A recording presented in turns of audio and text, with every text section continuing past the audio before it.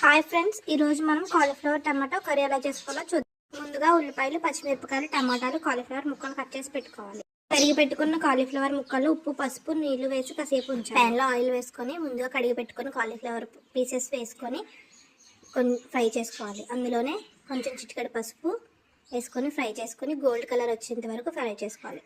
వేగిన కాలీఫ్లవర్ ముక్కల్ని ఒక బౌల్లోకి ట్రాన్స్ఫర్ చేసుకోవాలి. అదే ప్యాన్లో ఉల్లిపాయలు, పచ్చిమిరపకాయలు వేసి కొంచెం గోల్డ్ కలర్ వచ్చేంత వరకు వేపుకోవాలి. ఇందులో కట్ చేసిన టమాటా ముక్కలు వేసుకొని ఫ్రై చేసుకోవాలి.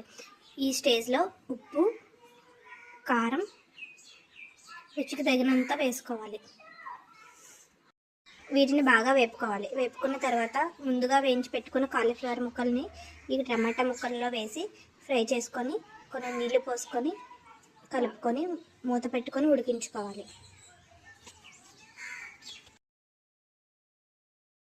మీరు ఈ విధంగా కర్రీ ట్రై చేశారంటే చాలా టేస్టీగా ఉంటుంది. ఒకసారి మీరు కూడా ట్రై చేయండి friends. Thank you so much.